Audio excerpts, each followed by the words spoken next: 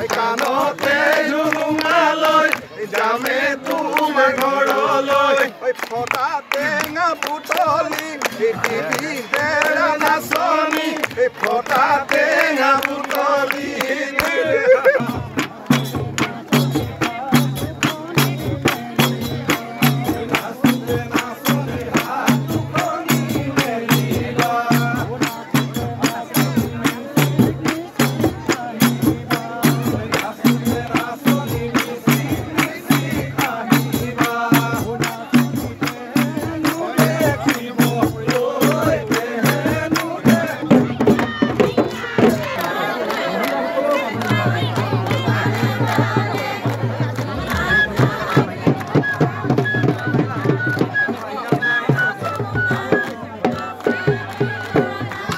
রাতি মাঝে নিকাচিল মেল টুপনিত সেনার মাত গুনা যেন লাগে ওই নাচনি সেনার মাত গুনা যেন লাগে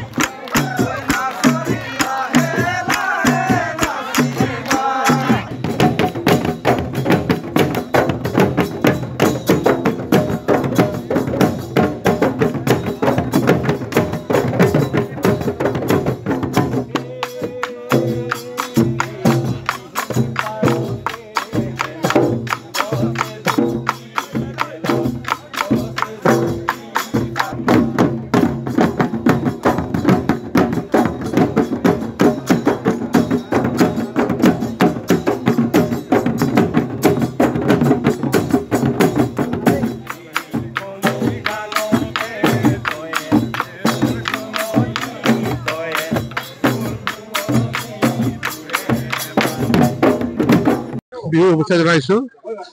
মৰাণ জনগোষ্ঠীৰ পৰম্পৰাগত বিহু গৰু বিহু আজি সকলো ৰাইজে মৰাণ ছাত্ৰ সন্থাকে ধৰি মৰাণ জনগোষ্ঠীৰ কেওটা সংগঠনৰ নেতৃত্বত সমূহ মৰাণ জনগোষ্ঠী এই অঞ্চলৰ ৰাইজৰ উপস্থিতিত আজি গৰু বিহু উদযাপন কৰিবলৈ লোৱা হৈছে আৰু ইয়াতে দেখিছে আপোনালোকে যে সকলো ইতিমধ্যে যা যোগাৰ সম্পূৰ্ণ হৈছে আৰু বিশেষকৈ মৰাণ জনগোষ্ঠীৰ হাতী আমাৰ সকলো আমাৰ আগতে আছিলে প্ৰায়বিলাক লোকৰ তো আজি হাতীও আজি ইয়াতে মানে যিটো পৰম্পৰা আছে আমাৰ মানে গা ধোৱা হ'ব তাৰপিছতে গৰু ম'হৰ গা ধোৱা হ'ব আৰু সকলো ৰাইজে অতি মানে আনন্দ কৰিছে বিহু গান গাইছে মানে নাচ গান কৰি আছে অলপ সময় পিছতে আৰম্ভ হ'ব আৰু আমি আশা ৰাখিছোঁ সকলো ৰাইজৰ সহযোগ থাকিব আৰু মই সকলো ৰাইজক মই শুভেচ্ছা জনাইছোঁ ধন্যবাদ। আজি বিহুতে এটা মৰাণ গীত এটা মৰাণ গীত আমাৰ গোৱা মানুহ আছে এইকেইটাই পাৰিব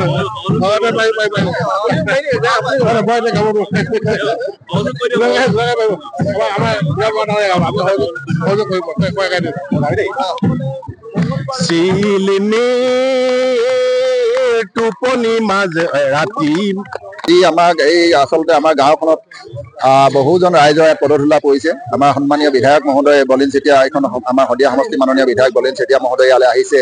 আমাৰ মৰাণ অট'নমাছ কাউন্সিলৰ মুখ্য কাৰ্যবাহী আমাৰ অৰুণজ্যোতি মৰাণ ডাঙৰী আহিছে। আমাৰ ওচৰত অসম মৰাণ সভা সদৌ মৰাণ ছাত্ৰ সন্থাৰ প্ৰাক্তন সভাপতি সম্পাদক আমাৰ দুলাল মৰাণ ককাইদেউ আহিছে আমাৰ মাজলৈ।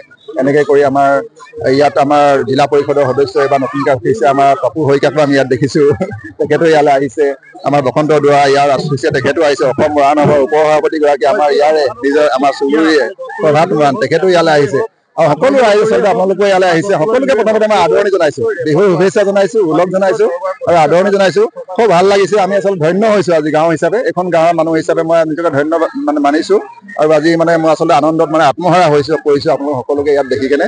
যি কি নহওক, আজি মৰাণ ছাত্ৰ সন্থা, মৰাণ সভাকে আদি কৰি মানে গোটেইকেইটা সংগঠনে, মৰাণ জনগোষ্ঠী আটাইকেইটা সংগঠনে মৰাণসকলৰ যি গৰু বিহুৰ দিনটোৰ আচলতে পৰম্পৰাখিনি ইয়াত তেখেতলোকে আজি প্ৰদৰ্শন কৰিবলৈ বিচাৰিছে। আচলতে প্ৰদৰ্শন কৰিবলৈ বুলি কৈছোঁ মই, যে আমি কেনেকৈ ধৰণে মৰাণসকলে যিহেতু আজি পূৰ্বপুৰুষৰ পৰা, আমি যিহেতু বুৰঞ্জীয়ে ঢুকি নোপোৱাৰ দিনৰ পৰা অসমত আছোঁ, আৰু আমি তাহানিৰ পৰা থকা এই মৰাণসকলে আচলতে প্ৰথম মঙলবাৰ বুধবাৰটোক আমি শুভ দিন বুলি ভাবি লওঁ। আৰু তেতিয়াৰ পৰা আমি কেঁচাখাতী হালত বা শিৱভক্ত হোৱাৰ দিনৰ পৰা, আমি শংকৰদেৱৰ আৱিৰ্ভাৱৰ আগৰ পৰাও মৰাণসকলে বিহু যেতিয়া পাতি আছোঁ, তেতিয়া হৈছে মঙল বুধবাৰটোকে আমি মুখ্য কৰি কেনে সেইটো এটা শুভ দিন হিচাপে লৈ কিনে আমি বিহু পাতোঁ।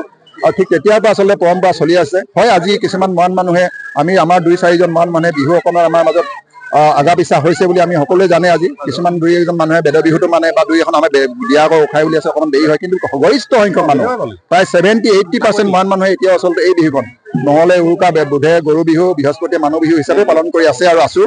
আৰু আজি আচলতে গৰু বিহুৰ দিন। মৰাণসকল যিহেতু খেতিৰ লগত সম্পৰ্ক থকা এটা জনগোষ্ঠী, মানে ভূমিপুত্ৰ জনগোষ্ঠী, আৰু বিহুখনো আচলতে কৃষিৰ লগত মানে জড়িত। গতিকে খেতি পথাৰলৈ নমাৰ আগতেই, আমাৰ শালি খেতিলৈ নমাৰ আগতেই আচলতে বিহু পালন কৰা হয়। আৰু বিহুৰ প্ৰথম দিনটোকে আচলতে গৰু বিহু বুলি পালন কৰা হয়। গৰু বিহুৰ দিনটোত আজি আমাৰ সকলো ৰাইজে, আমাৰ অসমীয়া ৰাইজৰ লগতে মৰাণ সকলোৱে আচলতে কিছু অলপ সুকীয়া পৰম্পৰাৰে গৰু বিহুখন পালন কৰা হয়। ৰাতিপুৱা শুই উঠি গৰুক মানে কি কৰা হয়, যে আমাৰ খেৰ চাই আৰু মিঠাতেল আৰু খেৰ চাই এটা ফুট দিয়া হয়। খেৰ চাই আৰু মিঠাতেল দুইটা মিক্স কৰি কিনে এটা ফুট দিয়া হয়। ফুট দিয়াৰ পিছত কি বোলে, মাহ হালধিয়ে তেওঁলোকৰ পিঠি গা গোটেইখিনি ঘঁহা হয়। ঘঁহি কিনে তাত ধুনীয়াকৈ নৈলৈ আনি, বা যিসকলে নৈলৈ আনিবলৈ অসুবিধা পাইপতে আচলতে খুব ভালকৈ গা ধুওৱা হয়। তেওঁলোকক গা ধুৱাই মেলি চাফ চিকুণ কৰি তেওঁলোকক আচলতে হালধিয়ে গা ধোৱাৰ পিছত তেওঁলোকক লাও খা, বেঙেনা খা, থেকেৰা খা, হালধি খা, মাৰে সৰু বাপেৰে সৰু তই হবি বৰবে গৰু, এই ধৰণকে তেওঁলোকক মানে আচলতে গৰুসকলক মানে গা ধুওৱা হয়, লাও, বেঙেনা, থেকেৰা, হালধিয়ে। আৰু তাৰ লগতে আমাৰ কি মাখিয়তী টংলতি, বিশেষকৈ মাখিয়তী টংলতি, সেইদিনাখন দিনটো তেওঁলোকক কোনো মাৰি এছাৰি ব্যৱহাৰ কৰা নহয়।